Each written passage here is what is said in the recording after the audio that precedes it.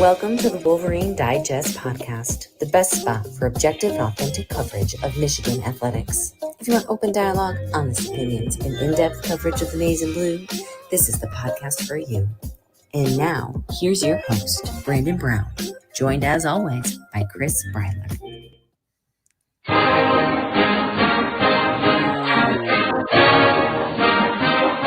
I like it.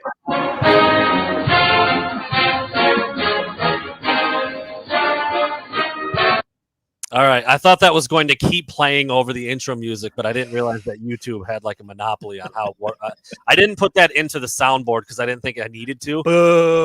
Yeah, but anyway, we're here, man. We're here. It's Friday freaking night. It is the game eve.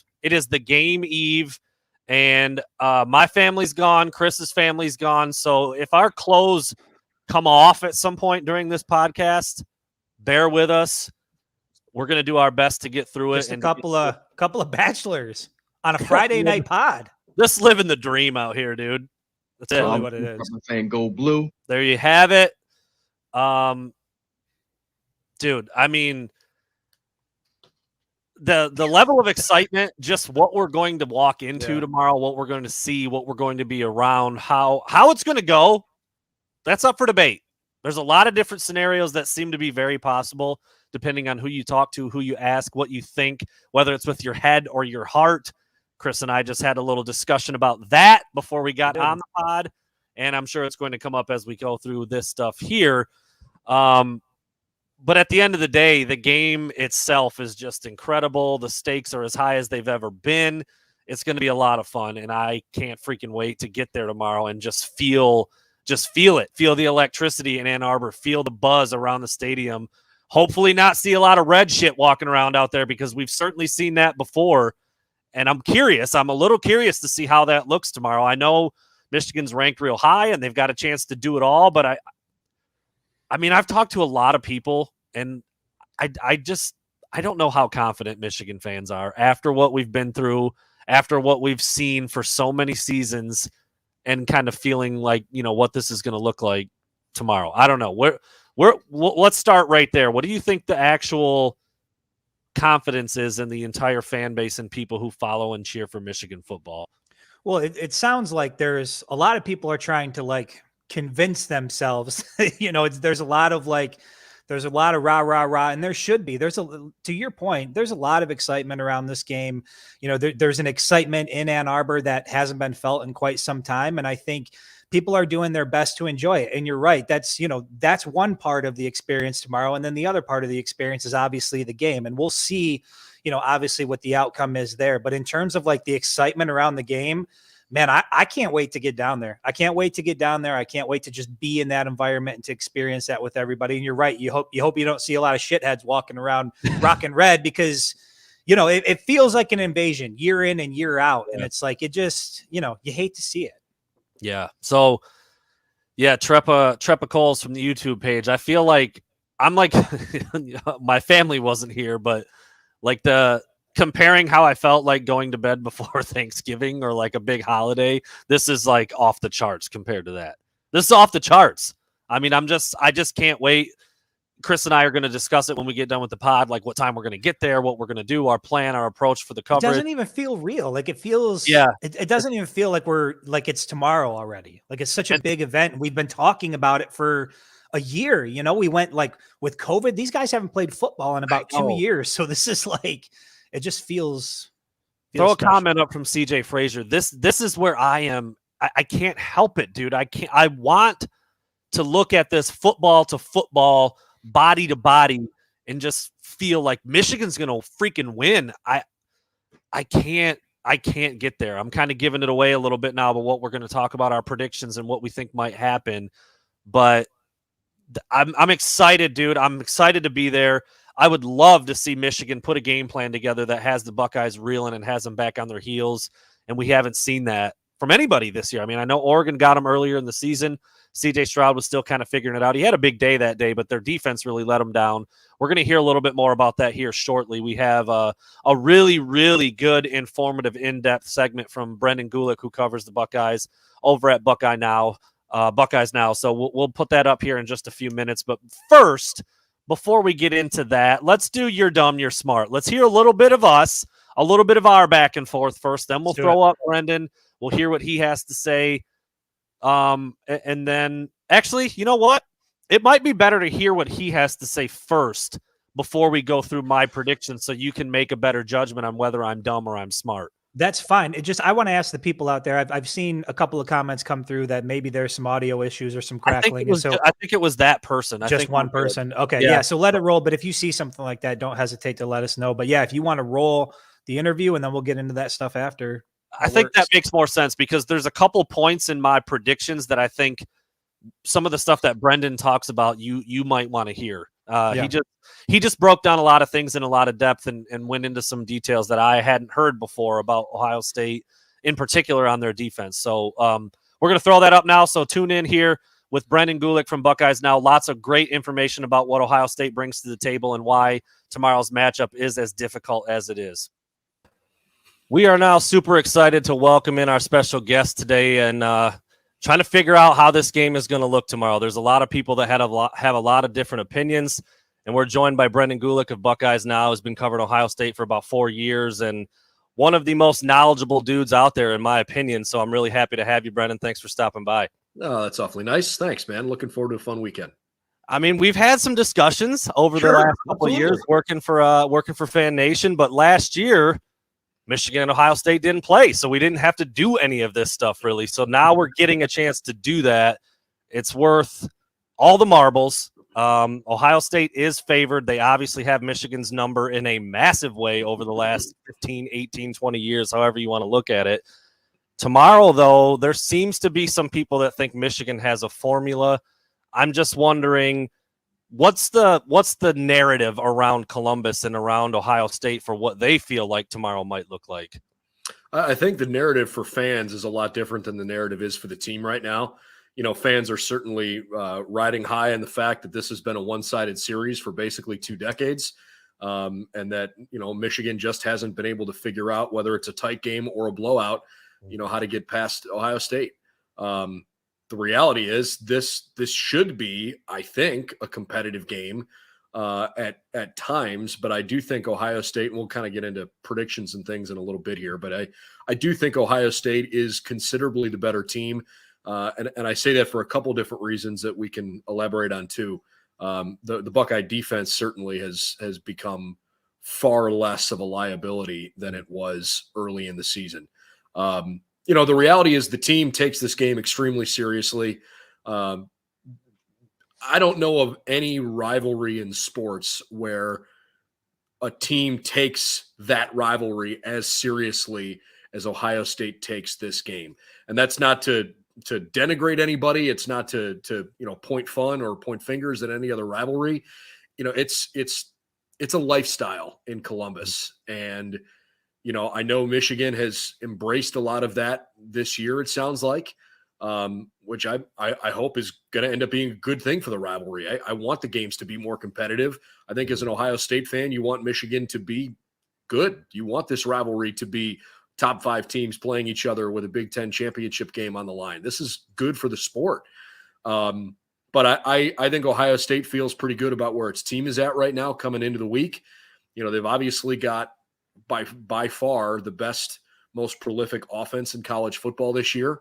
You know, only a couple teams have even slowed them down a little bit. I mean, even in the loss to Oregon, you know, Ohio State had 600 yards offense in that game. They didn't lose that game because they weren't offensively, you know, good enough. The defense didn't play well. So I think the team feels a quiet confidence, but, you know, they've also talked pretty regularly about their program goals are beat the team up north, get to Indianapolis, make the college football playoff. And if you do that, you're going to have a chance to win a national championship. And after 11 weeks, you know, those goals are still very real and very much in front of them. So I think fans are maybe more pie in the sky. We're going to beat Michigan this year because we've done it so many times. I think the team looks at it and says, hey, this is a really good Michigan football team. Their defense is playing very well. It's a top 5 opponent. They don't turn the ball over very much. Got a lot of athletic dudes. You know, going to need to play a good football game this weekend, but I think they believe in themselves to do that. Well, you touched on a couple things there that lead into the next question very well. So you mentioned that loss to Oregon earlier in the year. I think every team's far different now than they were week 2, week 3, week 1, whenever it was. But so it's a two-part question. At that time, when Ohio State loses to Oregon and C.J. Stroud's a young quarterback and he's trying to figure it out, he put up big numbers. He's done that all season. Two-part question. Is there any level of surprise that Ohio State is in this position now? And then on the flip side, how surprised are Ohio State people that Michigan is in this position right now heading into the final week of the regular season? Well, first part, I think the level of surprise for Ohio State, as you kind of alluded to, it's changed quite a bit. I mean, I'll tell you right now, after losing to Oregon, it wasn't so much that they lost. It was how the defense looked. To me, it made me go, wait a second, this is not good. And they're going to have to, Oklahoma style, try to just outscore their defensive mistakes all year if this is what the defense is going to look like. The problems kind of dated back even further. I mean, last year, the Buckeyes only played 5 regular season games and then Clemson and then Alabama. And they gave up several 400-yard passing performances last year. Then they opened this year with a run-heavy Minnesota team. And frankly, Minnesota probably had the right formula to beat the Buckeyes. They controlled the clock for 42 minutes. Minnesota just couldn't stop giving up big, long touchdowns, like 50 yards or more. Ohio State had, I think, 4 touchdowns in that game that were 50 yards plus. Not a great performance, and Ohio State's defensive line didn't play well. And then against Oregon, a couple of missed 4th down conversions and a defense that just couldn't stop giving up mediocre chunks at a time. Oregon didn't take the top off the defense very much. They just methodically, surgically moved the ball down the field. And it became pretty clear, that defense wasn't working. So Ohio State did a pretty bold thing, I guess, in season. And they changed their scheme. They changed their play caller. And now you look at it 3 months later and the personnel is a lot more experienced. I read a great article from our friends in The Athletic. I think Max Olson wrote this. The Athletic tracks a defensive metric called stop rate that basically just it helps you determine how effective your defense is. How regularly are you creating turnovers, forcing turnover on downs, or having drives end in punts? Ohio State, after 2 games, even though the offense was great, the defense was 112th in the country in stop rate. Since then, Ohio State's defense has become far better. And on the season now, they're 13th in the country. Wow. And if you take those first 2 weeks out of it, where obviously the numbers were skewed pretty heavily the wrong direction, if you look at just week 3 through now, they're in the top 5. 88 stops in 112 drives since then. So, this group that was just hemorrhaging all over the place those first 2 weeks has tightened things up a lot. A lot of it has started on the defensive line. They've gotten much better pressure on the opposing quarterback. And to Oregon and Minnesota's credit, those are probably the 2 best offensive lines the Buckeyes have seen this year. They've seen a couple of other good ones, but I think Minnesota and Oregon were probably the 2 best. And Ohio State's young defensive line struggled with that. The Buckeyes had to replace 4 linebackers from last year. That was a huge undertaking. And now Tommy Eichenberg's playing way better football. I mean, think about this. Brandon, in week 3, Ohio State's starting Mike linebacker didn't record a tackle. How does that happen? Yeah, how does that happen? Unthinkable, right? He's playing way better football now. Cody Simon's been very good. Steele Chambers, who's a converted running back, is playing like his hair's on fire. He is so much fun to watch play linebacker. Taraja Mitchell's been pretty solid. He's a captain. The Buckeyes, obviously, Dallas Gant entered the transfer portal. Kayvon Pope's meltdown was pretty public. He entered the transfer portal. So that linebacker room has undergone a whole lot of tension and change this year. And then in the secondary, Josh Proctor got hurt early in the season. It's a season-ending injury. And, Bryson Shaw has had some moments that haven't looked very good, but he's gotten a lot better. You're not going to confuse him with an All-American, but he's gotten a lot better as the season's gone along. So the defense, to kind of bring this all back to where you asked, I think the fact that the defense has gotten considerably better not just statistically, but watching their scheme, watching the way they're playing, it's a totally different unit than it was early in the year. So I don't think Ohio State fans are surprised anymore that this run has come about, because it's so much better on that side of the ball. The offense has done what it's done. I mean, they're on the verge of becoming the second team in the history of the FBS and the first Power 5 team in the history of the FBS to have 3 1,000-yard receivers and a 1,000-yard rusher. Yeah. CJ Stroud is, at a minimum, he's going to get an invitation to New York for the Heisman ceremony. They've been able to move the ball on everybody, but I think people are not necessarily surprised where the Buckeyes are now, given the progress of the defense. On the Michigan side of your question, I wasn't a big believer for a little while in Michigan this year, because I didn't think offensively they had looked really good.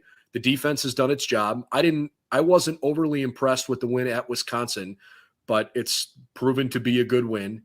I really didn't take much credence in the first 3 wins of the season. Especially after Washington lost to Montana, that didn't really scream at me.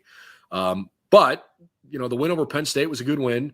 And obviously last week, Michigan played really, really good football. I didn't like Maryland's scheme defensively. Thought they played a lot of cover 1, and I don't think that's a good thing to do against Michigan. But, I kind of expected that Michigan was going to be better this year than they were last year. That felt too much like a flash in the pan to me. And I think Ohio State fans are relishing the opportunity to play against a Michigan team that is significantly better. So there's a lot of buildup and excitement for this game. Well, you just did a really deep dive on the defensive side, but it is that offense that has people scared. Frankly, the way they looked last couple weeks, was it 2 weeks ago now against Michigan State, or was that it seemed like it was forever ago. Last week against Michigan State, 2 weeks ago against Purdue. Yeah. I've said it a couple times now on different platforms in different places. It might have been the most impressive half of football I've ever seen in a game that was supposed to be a top 10 matchup. You've got 2 teams battling in the Big Ten East, and it looked like one of the best college teams I've ever seen playing against a JV high school team. It was unbelievable how easy everything was against Michigan State for them.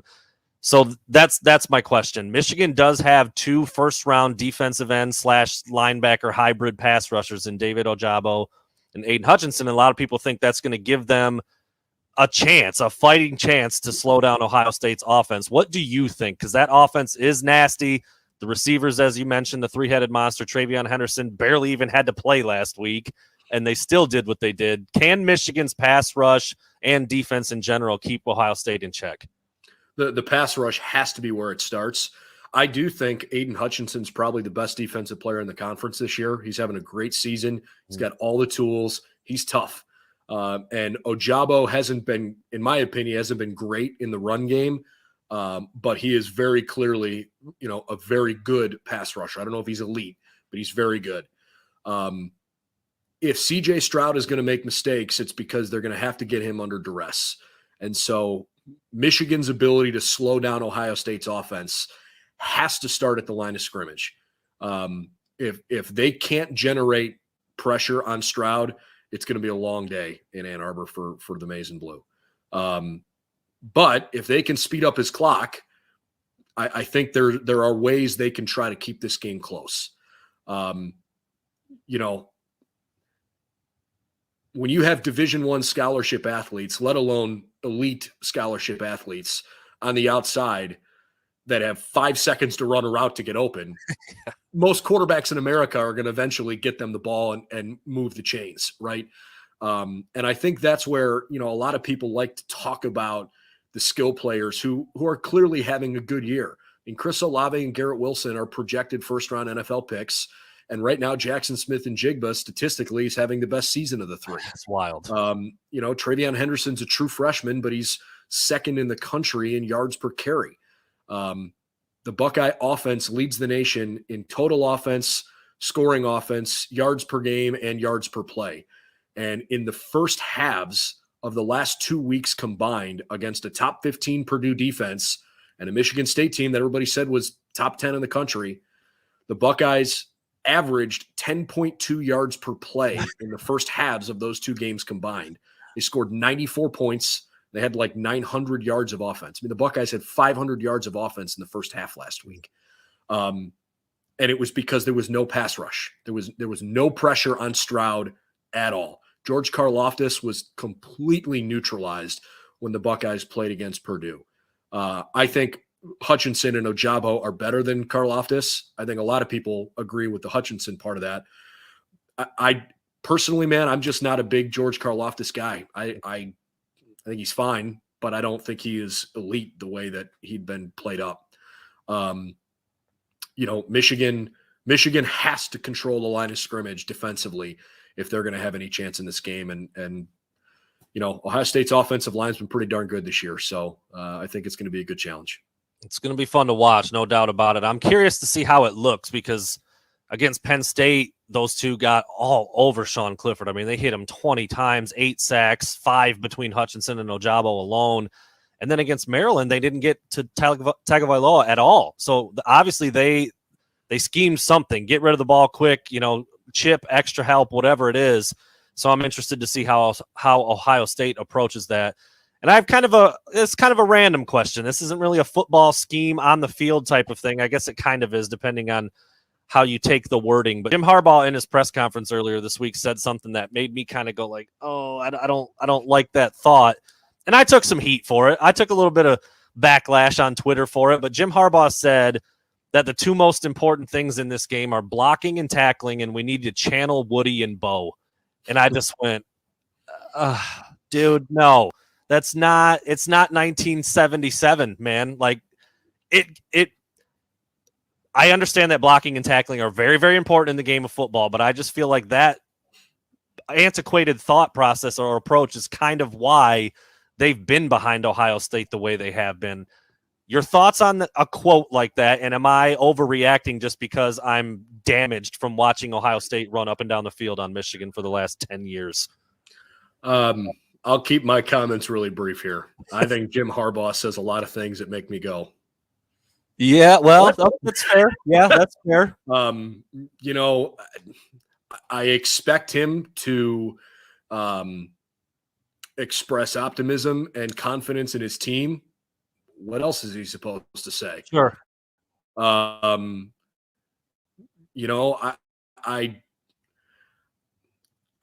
can't find myself inside his head. He says a lot of things that just make me kind of scratch my head a little bit. I'll tell you the biggest thing about the way that he's gone about the season that I haven't understood is frankly the rotation at quarterback. Yeah. I don't understand why there has been such back and forth between Cade McNamara and JJ McCarthy. If you have two guys, you don't have a guy. That's pretty clear to me. And I mean, I don't know if the whole idea is, we're trying to build for next year or 2 years because JJ came in as this super highly recruited kid. I mean, anybody who's paid any sliver of attention to Michigan football would tell you that, the lack of development at quarterback is what's held this program back. And if they have an elite quarterback, they're probably, pretty regularly in the conversation for a college football playoff spot. So maybe that's his way of trying to develop JJ this year. I don't know.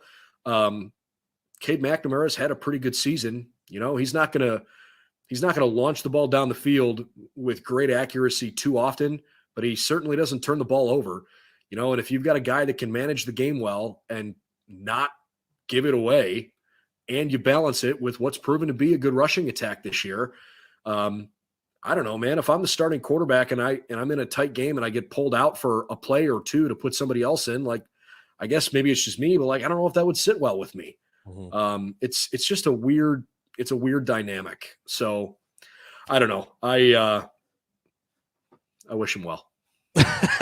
Fair enough. Last thing, and we'll let you get out of here. You kind of been doing this throughout the whole discussion, but a quick overview of how you see the game maybe playing out. I mean, I think it's paramount that Michigan keeps Ohio State in check for a little bit. I think if Ohio State gets out, scores first, scores twice, maybe it's a wrap. I just think that that's the worst case scenario. So how do you think it might look? And then what's your prediction for this massive game in Ann Arbor tomorrow? I can see this game going a few different ways. Given what Ohio State's offense has been able to do this year, it's not out of the question they can score 50 points, and they've done it in this rivalry the last 2 years. There's no doubt in my mind they have the ability to do that. I could also see where Michigan takes a page out of Minnesota's playbook or out of Penn State's playbook and tries like crazy to control the clock, because the best thing Michigan can do is keep Ohio State's offense off the field. So if the Buckeyes don't have a bunch of offensive opportunities to score, maybe Ohio State doesn't run away with it. I don't think the Buckeyes are going to have a defensive touchdown. If they do, that's going to be really tough for Michigan to get over. Ohio State, I think it's 6 defensive touchdowns on the year now. But given the propensity that Michigan has to not turn the ball over, I would be surprised if the Buckeyes have a defensive score this weekend. So I could see a really high-scoring game because they're really capable of it. I could see where the Buckeyes maybe are held below their season average of 47 a game because maybe Michigan can run the ball effectively and control the clock. So I think maybe just to be safe, my final score prediction is somewhere in the middle there. I'm going with 45-24. I think Michigan offensively has enough to move the ball, and Ohio State's defense has not been, totally infallible. Even these last couple of weeks, when they've played very well, Purdue has had a couple of good plays. Michigan State had a couple of good plays. I think Michigan is far and away the most talented team the Buckeyes have seen this year. I think Michigan is decidedly better than Oregon. I'm absolutely convinced that Michigan's a better program than Oregon is. So I kind of expect them to score a couple times. Plus, this game, you throw the records out the window, you throw the stats out the window, you just go play the game. And Michigan does have some good, talented players. But the 7-point spread to me, I thought was not enough. I would really expect Ohio State to win this game handily. So I'm going 45-24. There you have it. How dare you be rational, Brendan? How dare you? I'm so sorry. How dare you be rational and provide statistics and facts and figures and be level-headed and not scream and yell at me? No, I'm just kidding. Obviously, it hasn't been this important in a long time, and that's what makes it fun. I mean, regardless, well, I guess I can't say regardless of the outcome, but I mean, the build up to it, the atmosphere in Ann Arbor tomorrow should be incredible. And it's for all the marbles, man. I can't wait to watch it. I know. And this is what college football is all about, right? Yeah. I mean, you got game day there. You got Fox Big Noon kickoff. It is the game. It is not just the game between these two teams.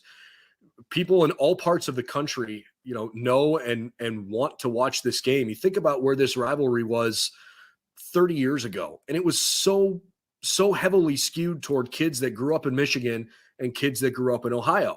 And now, I mean, just look at the recruiting classes. You get guys nationally. It truly is a national rivalry game, the same way it is a regional rivalry. It's going to be a ton of fun. The energy and atmosphere around a game like this is unmatched. And the fact that there is so much at stake makes it all that much better. It's a big deal, man. Thanks so much for the time. We went a little over, but hey, man, that's what happens when you talk about the game, and this one is as important as it's been in a long, long time. Brendan, thanks so much for the time, man. Appreciate it. Thanks for having me, and have some fun this weekend. I'm not wishing you good luck, but I hope you have fun. We'll try. Thanks a lot. All right. Look, you got to unmute yourself, Chris. I am 100% with the people in the comments. We gave that guy too much airtime. Way too much airtime. Well, listen.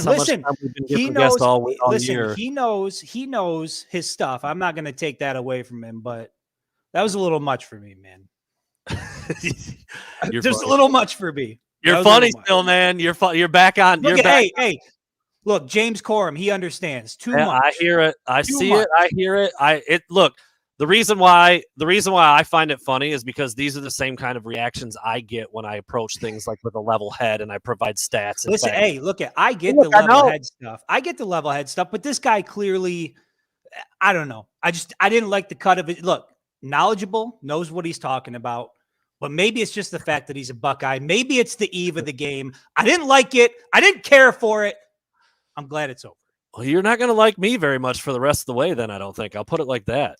Well, that's all right.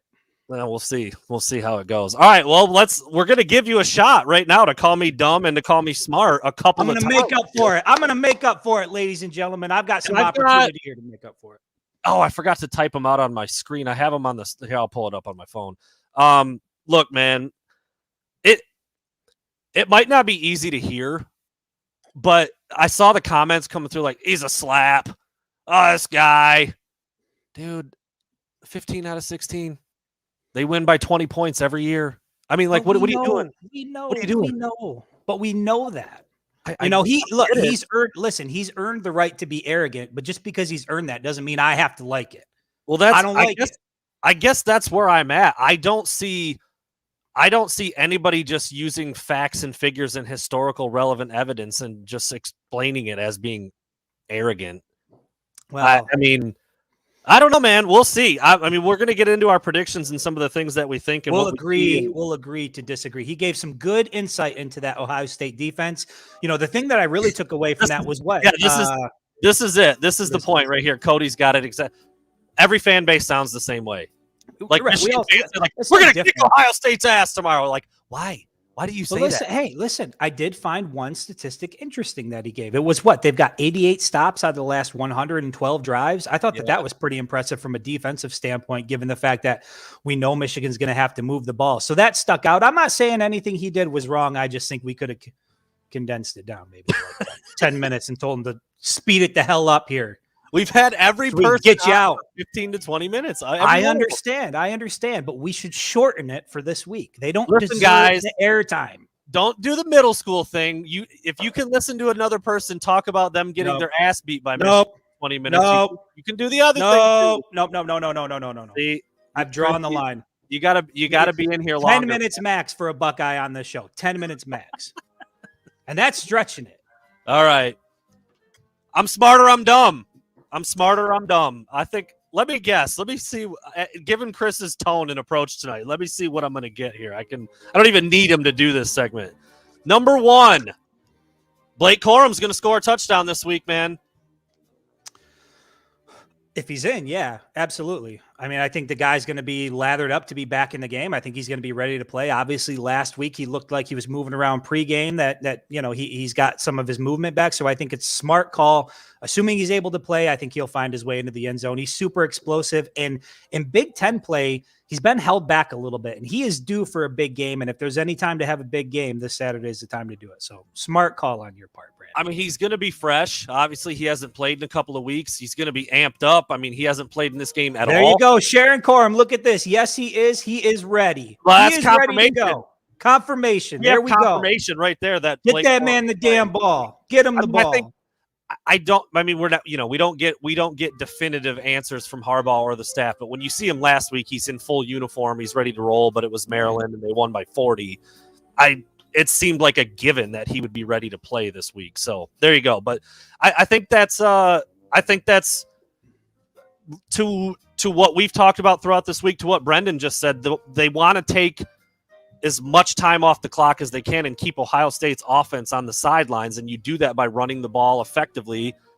You got Blake Corum, you've got Hassan Haskins, and maybe Donovan Edwards too in the mix. You've got a lot of capable guys that can do that. And I think if Blake is in there quite a bit and he carries it a bunch of times, then yes, he will find his way into the end zone. Number two, I got to get the board ready. Jake Moody will connect on at least 2 field goals, which I don't know if that's a great thing, but that's kind of what I see happening. Blake Corum. Jake Moody will get my final. I'm going to say no. Okay. I'm going to say I think it's a smart call to believe that. I don't believe so, but I wouldn't necessarily call you dumb for predicting that based on what we've heard from Ohio State's defense, how well they're playing, and what we've seen sometimes from the Michigan offense, particularly in the red zone. It's looked better over the last few weeks, but when you get up against a defense like that, I wouldn't be surprised to see it play out that way with Moody. So it's a smart call. That stat you pointed out is exactly why I decided to put this one in the predictions. Yeah. When they've stopped 88 of 112 drives. That means to me, I see Michigan, kind of kind of bogging down a couple of times, and Moody gets a couple field goals. And maybe it's not close. I mean, maybe he bangs a 45-yarder or a 50-yarder. You never know, but I do think he's going to be called upon. I think he's going to have to knock a couple field goals through. So I think that one will happen. All right.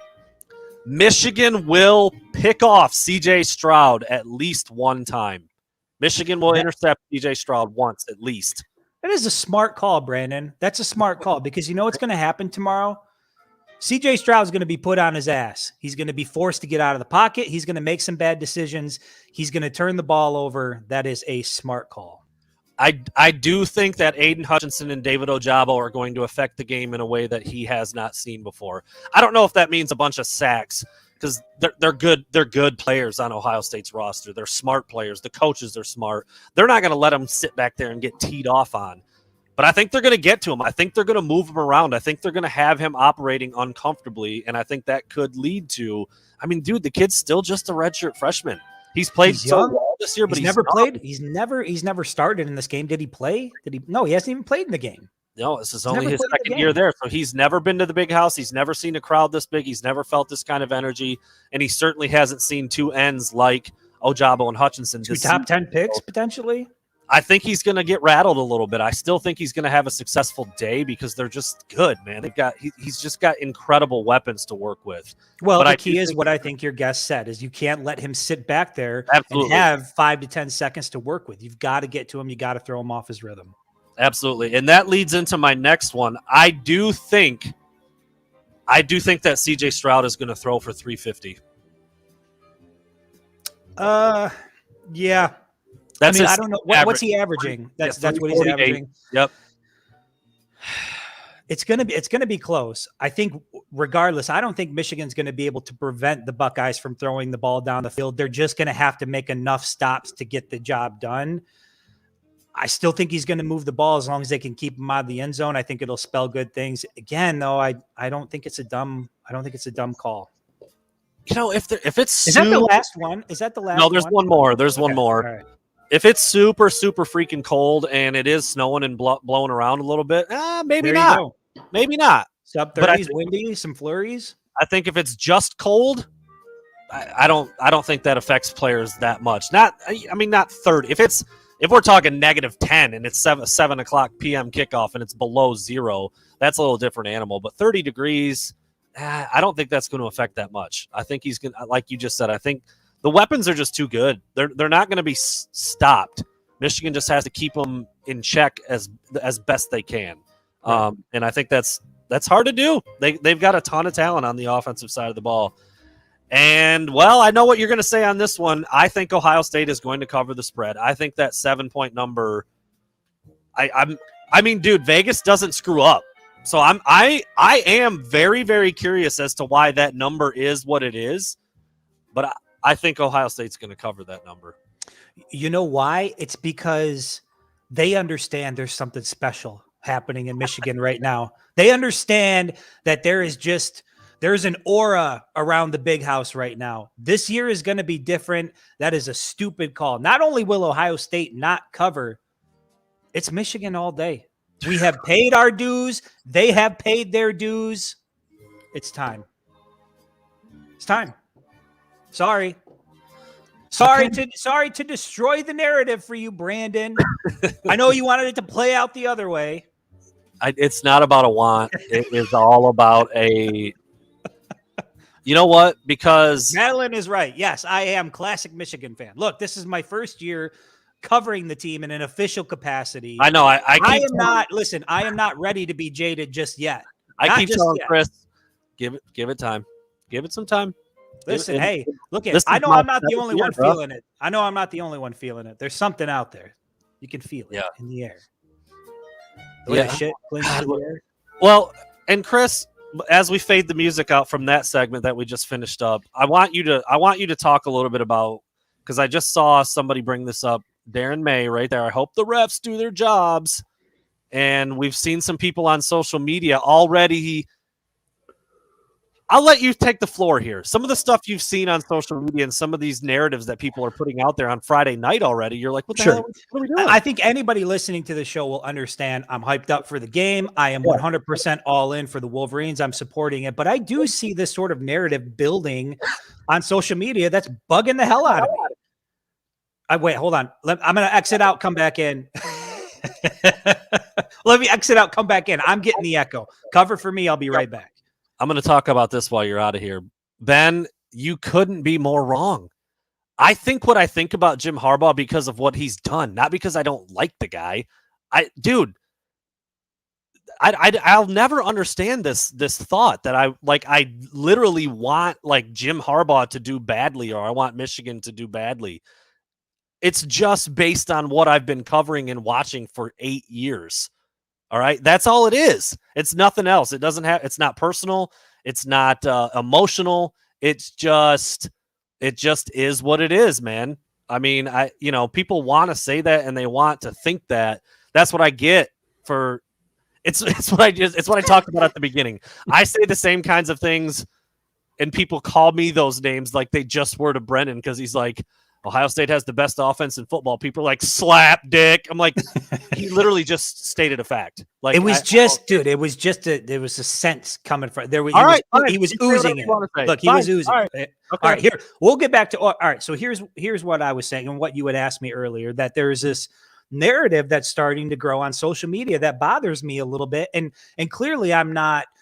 I'm all in. I think Michigan can get this thing done. I think Jim Harbaugh can get this thing done. And I feel like Michigan has a legitimate shot. But what I don't like is this narrative on social media that no matter what happens tomorrow, Jim Harbaugh is the right guy for the job. Like I saw Jake Butt had put out a tweet that, you got to give Jim Harbaugh credit regardless of what happens. And it's going to be tough tomorrow. And you've seen other people put out tweets that, no matter what happens, Jim Harbaugh is the man for the job. And for me, that just doesn't sit right. Like, why now on the eve of that game are you already saying that it doesn't matter because it's already a good job? Like, the idea that the result on Saturday tomorrow doesn't matter just doesn't register with me. Yes, it matters. There's a reason why there's a sign that's been hanging up in the weight room and all over their facilities for the better part of a year for this one game, because this one game matters. So the idea that, no matter what happens tomorrow, it's all good. I don't subscribe to that. And I don't like the idea that people are already putting it out there because it sure as hell doesn't portray a sense of confidence in your team and what they're about to do. That C word that you just said, that's it. I mean, if it's Friday night and you're already talking about, they hope the refs. Hold on, Brandon. If I go out to ice skate in my backyard and I put on skates and I'm about to do like a triple axel loop and I tell you, Brandon, if I break my ankle on this triple axel loop, I need you to take me to the hospital. How confident are you I can pull off that triple axel loop? I can't pull it off. It's more of a chance we're going to go to the hospital. Very intrigued as to why you used figure skating for your example, but whatever you do, man, whatever you want to do. I mean, it's fine. Was I the only one as a kid that like grew up on figure skating? I feel like that was the only on ABC and NBC. Oh my, back in the day, Nancy Kerrigan, the whole thing that went down there. I was intrigued. I was in it. So anyway, there's been, like I said, there's a couple things that we've seen from multiple people on social media talking about like the refs already, right? Or like, no matter what happens, Jim Harbaugh is awesome. And I'm like, dude, what? They haven't even played yet. Can you wait?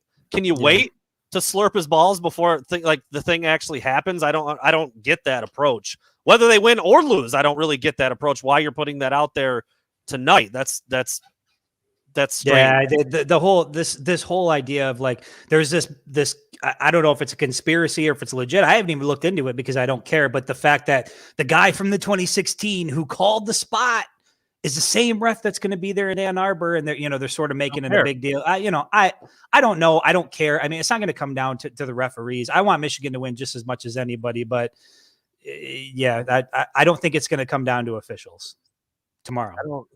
I'm not even going to put that comment. My name is in the comments, so I thought about addressing it, but I don't even know what that guy's talking about, so we're just going to leave it alone. All right, we are getting into our next segment. Talk about a couple Big Ten games. Keep it moving. Obviously, the biggest one is Michigan-Ohio State. It's not freaking close, but there is another decent one. Big Ten, big game.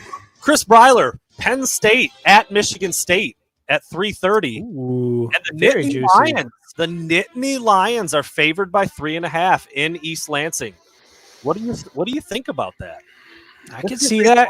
They're dinged up, man. They're hurt right now. They're dinged up, and Clifford, the big red dog, can move the ball. We've seen he can throw it. We've seen he can scramble up the middle. He can rip off 20, 40-yard runs here and there. I like the Nittany Lions in this one. I think that you're right. I feel like the win got taken out of Michigan State's sails after last weekend, and I think everything that they were playing for sort of went away.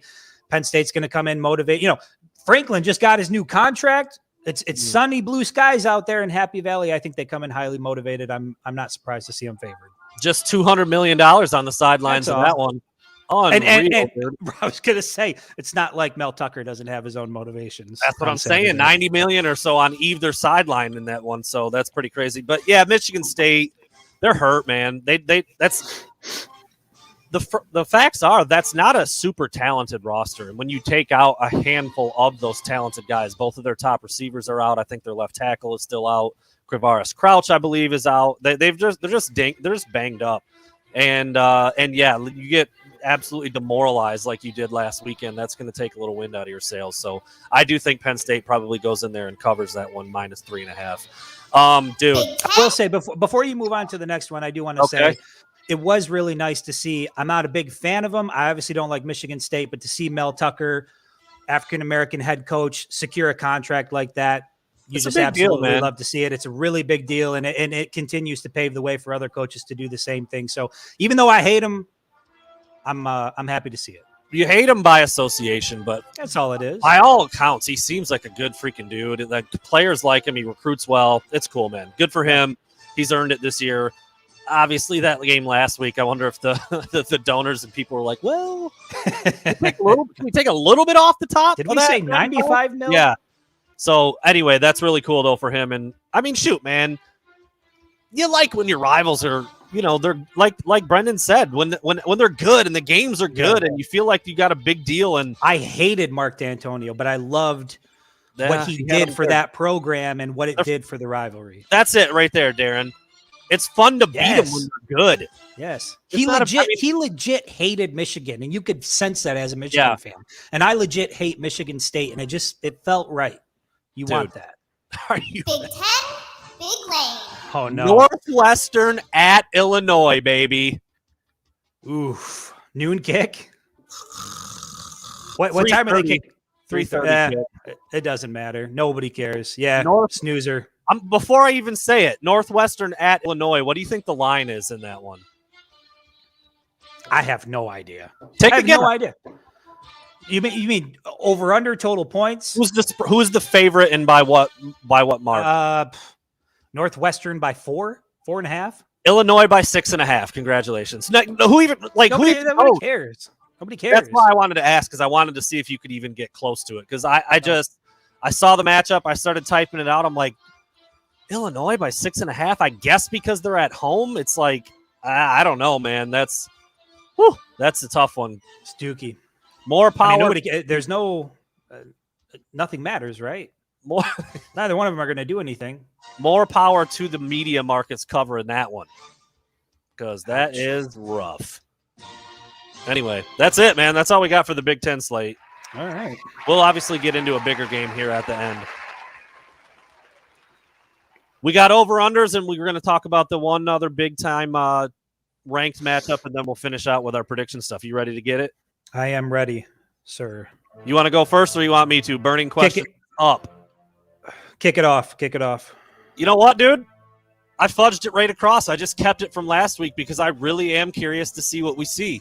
JJ McCarthy over under 5.5 snaps against the Buckeyes at home. Is he going to play? You're going to see under. I think you will see him play, but I think it'll be under. I could see it being 2 or 3 random snaps as we've seen throughout the year. Maybe he comes in, hands it off. It's a read option, but I don't see him getting, you said 5.5. Mm-hmm.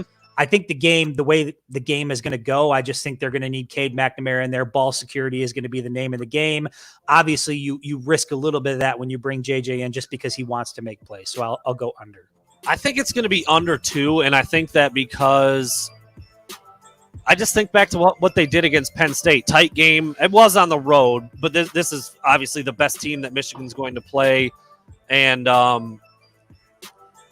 I he didn't play at all against Penn State, not one snap. So I feel like that's more likely than him being in there 6 plays or more. But I don't know. I mean, maybe they, it does give Ohio State a little something to think about and worry about if you bring them in and you do some different things with them. But I like what Michael said there in the red zone. I could see that if Michigan is getting to the red zone and they're struggling and they're settling for field goals, I could see a scenario where Harbaugh and company says, let's get JJ out there in the red zone and see if he can do some of the things we've seen him do, where he connects with Andrell or he gets out of the pocket and uses his legs. I mean, if you need offense in the red zone, it seems like that's probably where it's going to happen. Here's a couple people asking the same question, CJ and Ben. If Cade struggles, could we see more JJ? Haven't seen it all year. Yeah, I don't think that's where you try him out. Not in this one. I'd be shocked. I would be shocked if they take that approach, but we'll see. All right, you're up, Chris. All right, so to start us off, I've got the Michigan offense turnovers set at 1.5. Michigan committing 1.5 turnovers on the afternoon. Over under 1.5. I'd say under. They've been so good with it. I mean, I think we had this a week or two ago. I don't remember. Was it Maryland when we said, I think I might have put it at 1/2, and both of us were like, oh, over. I mean, you're going to turn it, and they didn't. No turnovers, and they've done that a couple times this year. So I'll say under. They've just done a really good job taking care of the ball, and I think that's going to be a focus and a huge point of emphasis tomorrow, because you can't give that team extra possessions on offense. So I'll say under. I think they're going to really focus on it, and I think they're going to do a good job like they have all year. And that's why exactly I'm going to say under as well, because they simply can't afford to turn the ball over. I think that's been an emphasis all week. You know how good that offense is. You can't give them extra possessions. I think that's part of that plays into the reason why you'll see, JJ McCarthy get fewer than 5 snaps. I'm going to go under because I think that they've spent a considerable amount of time talking about that and practicing that this week. Well, we got confirmation from Miss Corum that Blake is good to go. He's ready. He's ready. I'm glad I have this on here now. I have Blake Corum over under 12.5 carries. I will go over. Over. It's a big game. If the dude's ready, if he's healed up, you're going to need – I know that Hassan Haskins has done really well carrying the load, but Ohio State's going to present a bit of a different challenge. I like the idea of being able to utilize 2 different backs to sort of poke the fence and see which one's going to work best. I think he's going to go over the 12 carries. I think it's, like I said, he's due for a big afternoon. Why not have it Saturday? Little Jurassic Park reference. Test the fence. You like that, right? That's why I like you. You caught it. I do like that. I think it's over as well. I think if he is healthy and you're going to put him in there full go, then we're going to see what we saw every game up to that point. And that was a heavy dose of both Hassan Haskins and Blake Corum, and they'll probably both be north of that mark. And don't forget, that also means possibly him participating on special teams. I don't know if he's going to be back fully, but he was doing a lot of kick returning as well. Yeah. So, that also helps in those areas. Yep, I think he'll be on the field. I think we see him over 12.5 carries. All right, so I asked you how many times the Michigan offense was going to turn it over. Now we're going to go to the other side of the ball. How many takeaways does the Michigan defense get? I've got the takeaway set at 1.5 on the afternoon. That is really close because I think it happens once. I don't know if it happens twice. I'll say over. I see a strip sack from one of the big boys, and I see a pick because one of the big boys pushes Stroud off his mark, or maybe hits his arm, or the ball flops up in the air, something like that. I'll say over, but I think it's 2. I don't think they're going to do it a bunch. If they do it a bunch, all bets are off for what I think this game will look like. That is the key to me. If they can turn Ohio State over multiple times, 3, 4, 5 times, then this could go any direction, and Michigan would obviously have a much better chance in that situation. But I do think it happens. I do think it happens twice. I'll take over 1.5. And I will also go over for the same reason I said in the last part, is because I think it's out of necessity. I think they're going to have to create turnovers, and I like what you said there. I think there's going to be a strip sack involved. I think that maybe Hutchinson and Ojabo and that pressure all afternoon is going to force Stroud to try to force the ball out and make some bad decisions. They'll get another pick there. I think I'll take the over on the 1.5. I think Michigan's going to need it if they're going to have a shot in this one. Yeah, and if I had to take a guess, because these were your last 2 questions just now, I would say Ohio State has 2 turnovers on the road in the big house, that pressure on the quarterback, and I would say Michigan would have 1. And I don't know if winning the turnover margin by just one is enough to, feels like you need more possessions. I think so. So that'll be interesting to see how that plays out. All right, this one is it's a specific one. I don't expect it to be maybe a huge part of the game, but I think it's my favorite one that I came up with today just because of what we saw last week. And I don't know if you have something like this, Chris. Donovan Edwards over under 3.5 catches. Donovan Edwards over under 3.5 catches. I almost had that in. I took it out because I didn't know where to go with the number. Mm-hmm. I mean, he had freaking 10 last week. I know. But prior to that, how many did he have? Yeah, I don't like a couple. It was like this burst on the scene. And it's like, well, it's like what you've seen with Andrel. Like he comes out in a game and he starts snagging the ball out of the air and you're like, are we going to see that again? So I don't know. I would say over just because they proved it worked well. Now, I don't know if that was a scheme thing that Maryland was doing defensively, but it seemed to work in College Park. And I would assume that if they want to win and they need to put up points, that Donovan Edwards is going to have to be part of that. He had exactly one catch coming into that game. There you go. So I don't know. I would say it worked pretty well last week. If you need some offense, why not do it this week? Get them the damn ball. Get your athletes the ball. Roman Wilson, AJ Henning. All right, 2. Donovan Edwards. 2 catches coming into that game, then 10 against Maryland. I didn't see the very first one of the season. He did have 1 catch for all 3 that. against All Maryland. that 4.3, 4.4 speed.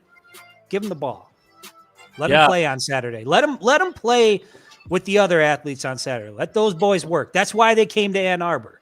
We have studs, man. We have athletes. I think it's going to be.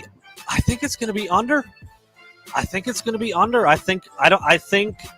Blake Corum is truly back, there's not a lot of snaps. That's to go true. around. Well, that's another big part of it. If they line him up in the slot, like what a lot of people are saying, or they try to get some things out of the backfield. But you're right, Blake Corum back, I think, changes the equation. I think it's under. I mean, it's not weird to say that when for 10 games he had 2 catches, and then he happens to have 10 catches last week. Blake Corum wasn't playing. Maryland's defense was, ripe for the picking when it came to throwing to the running back out of the backfield. That it was kind of a perfect storm for him to have that kind of day. So I'm going to say under. I'm going to say under 3.5 catches for Donovan Edwards tomorrow. All right, moving on. I just referenced him when I was kind of making my point there about Donovan Edwards, but Andrel Anthony, we've been waiting to see. You saw him obviously have a hell of a game against Michigan State. He's shown that he can play at an elite level. Are we going to see over 3.5 receptions on Saturday? I've got the over-under set at 3.5 receptions for true freshman Andrel Anthony. I will say over because what I think the game is going to look like will require Michigan to throw the ball. I think Michigan wants to run the ball and limit possessions and grind it out, but I just don't think that's going to happen. I think they're going to get behind, and I think they're going to have to throw it to try to make some plays and try to get some points on the board in a hurry. So I think the receiving numbers will be elevated. So I'll say, what was it, 3.5 for him as well? 3.5. I'll say over, not by a lot, but I think he'll eclipse that mark by a little bit. I feel like I'm picking only based on necessity at this point, and I also go over because I think he's going to need to be over 3.5 receptions. If you look at the type of wide receivers that CJ Stroud is working with, Cade McNamara needs to be able to use his weapons as well, and that's one guy that's a big weapon. He's proven that he can go up and make the types of catches that can be the difference maker in a game like this. Like, you're going to need guys that can go out and make plays. He's the type of receiver that can make plays. I'll put over because he has to be over 3.5. All right, this is one of those numbers that we've talked about a lot on Wednesday. Everybody's on board with the idea that Michigan needs to get a bunch of pressure on C.J. Stroud in order to really affect what he's doing and really try to hamstring Ohio State's offense a little bit. A lot of it, really, depending on how good it can be. So I'll put Michigan team sacks, not just Hutchinson and Ojabo, but team sacks for the whole unit at 4.5. 4.5 sacks for Michigan's defense. See, before you said that, my mind went to the number 4. I was like, all right, 4 sacks on the afternoon. But then I thought, is 4 going to be enough? If they get to Stroud 4 times, is that going to be enough? I don't think it's going to be enough. So because it needs to be over, out of necessity, I say over. I think they get to 5 because they have to get to 5. I find myself, I'm with you. That's why I picked the number that I picked, because I was like, 4 sounds right.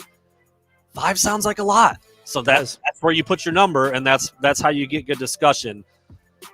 I think it's going to be under. I think whatever Maryland did last week, I think Ohio State's going to look at that and say, we're going to try to do something. Well, that's concerning. It's concerning because we looked at Maryland and we thought, did we have 2 apiece for Hutchinson? Yeah, No, yeah, I mean, we thought like they were going to feast that day and they didn't get there. I don't know how much of that was a product of just the way the game was going, but clearly they weren't getting to the quarterback that day. You know, if they do get to Stroud a few times, if they get to 2 or 3 sacks, I mean, Day is going to be in his ass. Like, you can't do that. You can't do that. They're going to coach him out of it so that he doesn't take anymore. I'm going to say under, but I think it is like 3 or 4. I mean, I think they're going to get to him. I think they're going to make him uncomfortable, but that's a lot. And, you know, the game against Penn State was like the best case scenario for Michigan's pass rush. And then against Maryland, it was like, what happened? Like, how did that happen? How was there such a big drop off against a worse opponent that throws the ball even more? But again, when you know what you're going up against and you know that that's the best way for the other team to make it a game, then you do everything in your power to not give them that strength. You try to take away that strength. Don't forget Ojabo's parents, both of them, for the first time in the stands on Saturday. Don't think that man isn't going to be extra motivated to get to the quarterback and put on a show. Little extra motivation there for Mr. Ojabo. There you go. All right, so we're moving on. Next question here. Over under. I've got Mr. AJ Henning at 100.5 all-purpose yards. 100.5 all-purpose yards. Jet It's an sweeps, interesting kick number. returns. Punt returns, receiving, rushing. You know what, man? I'm going to go under. I'm going to go under because I just don't think they use him enough. I mean, if you could promise me that he was going to get 40 snaps, which I don't think he's even come close to, I would say over. But he plays like 15, 12, 17 snaps a game. You know, Ohio State's going to be the most athletic, fastest team Michigan's played all year. So I don't know if you see a 77-yard jet sweep for AJ Henning like you've seen in the past. And I can't imagine they're going to try to do another trick play on kick return with him after they just did it last week. So I think because he's not used that much and because they kind of showed their hand a little bit with him throughout the year and last week, I don't see him having one of those big explosive long touchdown plays that he's done it a few times this year, but I don't see that tomorrow. Well, that's the big question, right? Is how many times is he going to touch the ball? If he only gets 3 touches offensively, then I think it's a lot harder to get to that number. But just like everything else for tomorrow, I think that if you're going to ride your horses, tomorrow afternoon is the time you ride them. And I think AJ Henning is one of those guys that has to have the ball in his hands. He's one of those dynamic, can make plays. He's an athlete. He's fast. He's quick. In open space, he can make things happen. I'm going to say over kick returns, punt returns, jet sweeps. I think he gets over the 100-yard mark. You know what? I forgot about the fact that he might be returning kicks still if Blake is not center back. Well, correct. And to CJ's point, if Michigan has to take like 9 kickoffs or something, there you go. I mean, get to that number real quick. But you don't have to return them very far if you're returning 6 or 7 or 8 of them.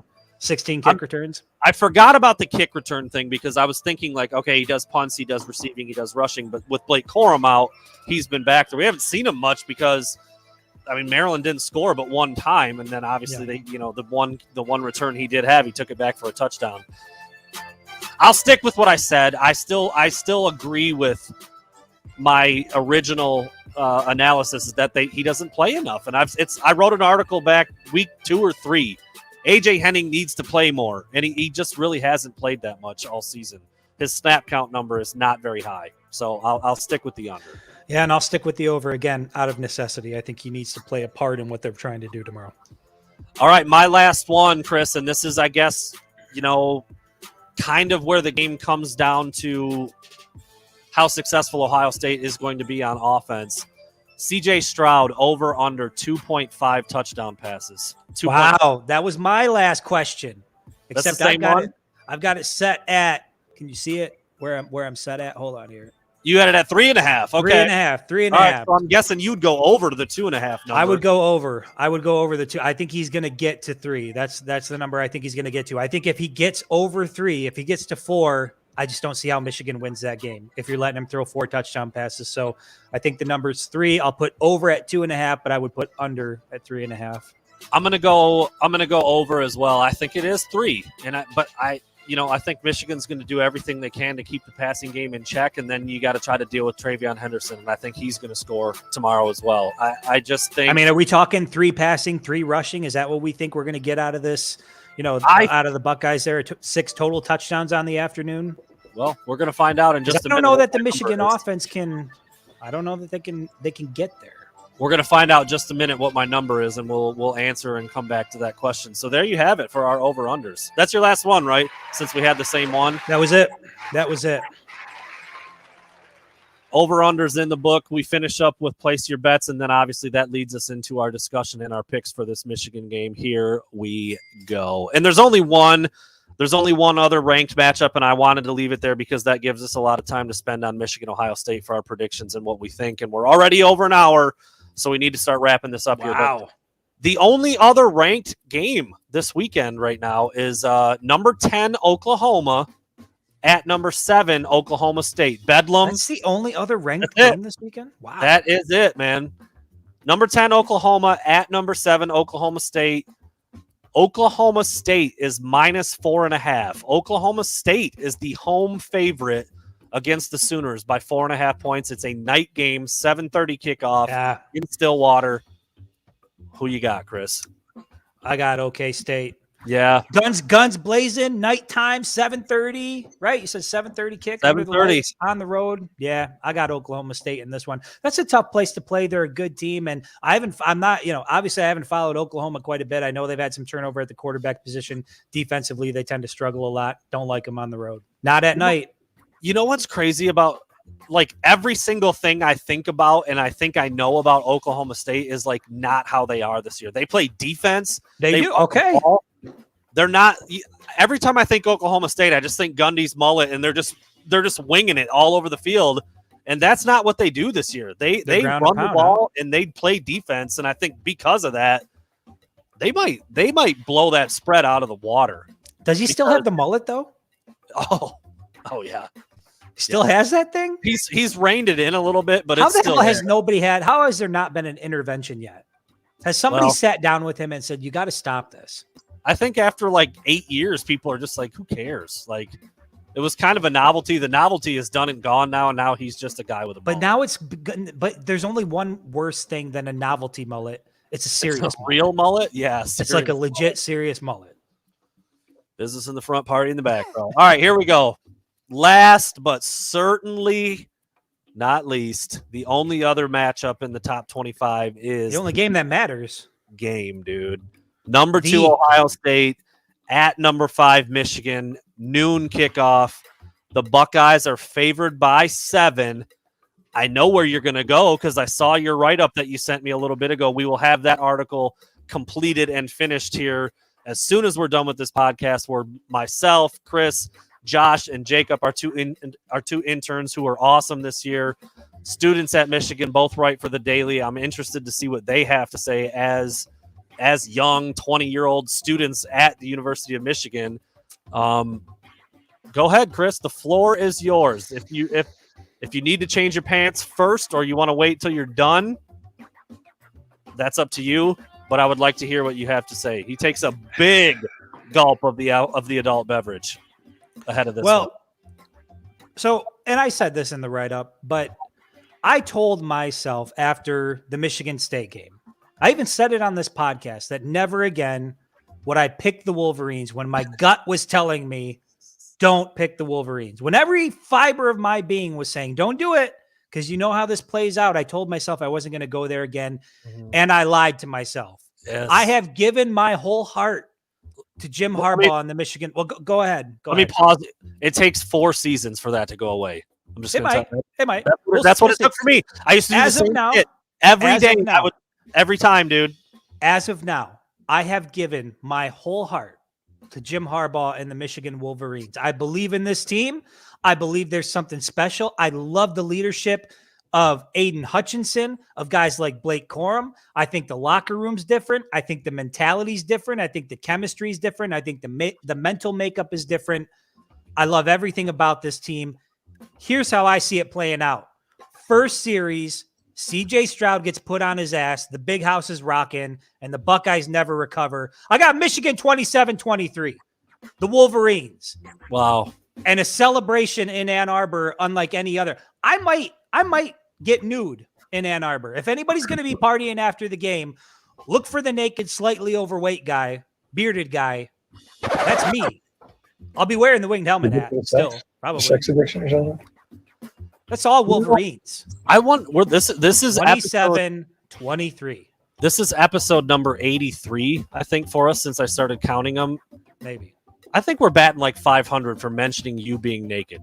Close. We talk a lot about nudity. Do what you want with that. Do what you want with that. Chris, I already said in my predictions that I think Ohio State's going to cover the spread. I think they're just way too talented. I think they're way too good on offense. I think they are hitting their stride at the worst possible time of the season for Michigan and Michigan fans. I've got them winning this game 42-20. No. Yep. Hey, look, listen. Nobody can accuse you of being unrealistic. I'll give you that. Nobody can accuse you of being unrealistic. And I would like to point out that this is only the second time all season that I have picked against Michigan. The first time I was very wrong. It was the Wisconsin game. We were both wrong. We were both wrong on that. And we came back the next week and we were like, wow, I didn't see that coming. They're telling me to kick you out, Brandon. Yeah, that's disrespectful. Look at this. Not sure that's really how it works, folks. Listen, I just, if I had not watched the game between Michigan State and Ohio State last week and didn't know anything about it, I don't know where I would go with this. It would be very different. But watching that game, I know it was in Columbus. I know Michigan State stubbornly tried to do what they did on defense, and their pass defense was atrocious. I get it. But watching that Ohio State team do what they did to a Michigan State team that beat Michigan, I know the transitive property doesn't work in football. If it did, you'd never have to play the games. You can just look at who did what, and then that's it. But, dude, 49-0 at halftime. It was a massacre. Do you think there is any scenario in which that occurs in Ann Arbor, in which Aiden Hutchinson, David Ojabo, Josh Ross, any of those guys let that happen? There's not a chance. I do. Not a chance. It's not letting them do anything. It's just Ryan Day and his offensive staff scheming up things that work against other teams and having really good freaking athletes to execute it. Here's what I'll say. Here's what I'll say. Your assessment is honest. Again, it's based in reality. It's based on facts. I've said in my write-up, if you look at history, you have all the information you need to make an informed decision. And the informed decision would be to pick Ohio State over Michigan because that's how it works. But I'm still of the belief there's a feeling within Schembechler Hall. The leadership does feel different. I think it's enough to get it done tomorrow. It's with my heart. I don't want to be that guy. I don't want to be that guy. We have to. I just have to ask. We'll be the yin and yang. I have to ask you though, what do you think the feeling is like in the football buildings in Columbus? Extremely confident. Exactly. I just like this whole. I don't know, man. I don't know. I can't. After watching that game last week, I can't get there. I can't get there giving Michigan a chance to beat that team. And nobody should blame you for that. It's hard to get there. It's hard for me to get there. If I use my head. Clay, at least give me some false hope, please. Listen, you're not going to get any false hope from Brandon Brown. I can't do it. I just call it like I see it happening. If I'm wrong, dude, I mean, we've already. If you're wrong, you will be in Ann Arbor with me tomorrow night. Getting hammered. Listen, Brandon is so confident in his pick. He's got to go meet his family up in Wisconsin. He's so confident in his pick that he said if Michigan wins, he will scrap the family trip to Wisconsin and come get hammered with me in Ann Arbor. I did say that. my parents and my little guy and my wife, they're in Wisconsin. My sister and her family got there today, and I'm meeting them there tomorrow. And that's the plan. Awesome. As soon as the game is over, I'm hitting the road and I'm going to Wisconsin. That's where we're celebrating our Thanksgiving. I know it's a little bit unorthodox and backwards and blah blah blah blah blah. But D Brown, MSU shit the bed, Brandon. That was an anomaly, and you know it. No, it wasn't. That was one team being a hell of a lot better than the other team and executing and killing a team's spirit. It wasn't an anomaly. Yeah, It's a really bad matchup. It is a really bad matchup because Ohio State's best strength was against Michigan State's biggest weakness. But dude, Ryan Day has not lost a Big Ten game. Ryan Day has not lost a Big Ten game. They scored 62 and 59 against Michigan the last 2 times they played. Dude, it's not an anomaly. I'm sorry. I know that your fandom is boiling up in you and you want nothing more than for Ohio State to just not be good, but they're good. And that's all this is based on. It's all this is based on. I think they're good. I think they're a really good football team. I think their offense is insane. I think they're going to score a shitload of points. That's all it is. That's all it is. Now, Ryan Day like has I said, a Big Ten game. Is that what you said? Ryan Day is undefeated as a coach in the Big Ten. Never lost one. 23 or 24-0 at this point. I think Chris quit. But he heard Brandon talking. He just quit. Walked out. I'm out. I'm about this. We'll fade out that music. We'll start up our outro. And we'll just sit here and think about tomorrow because it is going to be awesome. I'm super excited to be there. What they do, right? That's what I'll tell they you do, right right? now. I'll tell you right now. I'm going to have Michigan gear on tomorrow. I do that every year for the Ohio State game. You have to. You're not going to see it. It's not going to be outward, but it's going to be on. It's going to be on my body.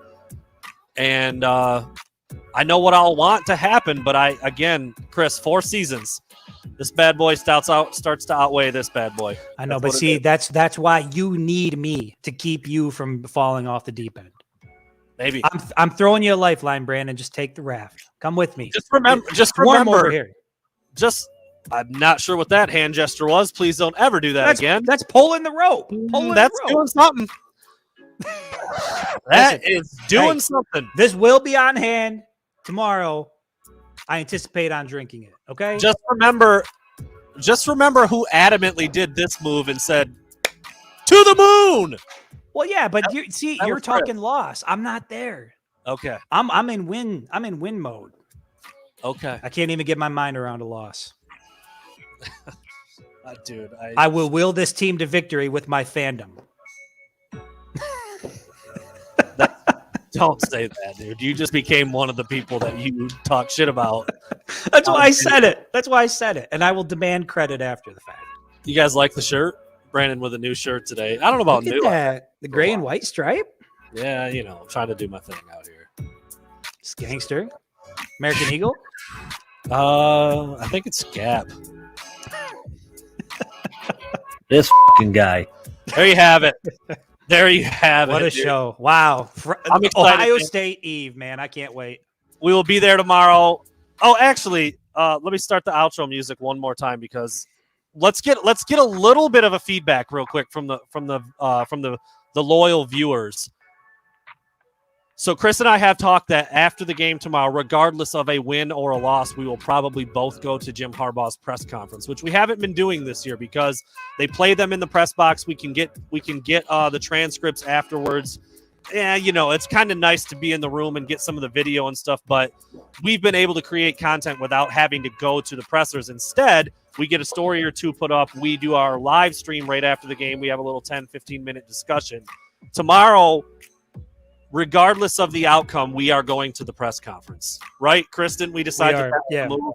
I think we got to. For those of you who look forward to hearing us immediately after the game, it's going to be a little bit later than normal just because we're going to go to the presser first. That way, if there's any questions that need to be asked or if, Jim Harbaugh and his wife start yelling at reporters like we've seen before after the Ohio State game, we kind of want to be in there for that.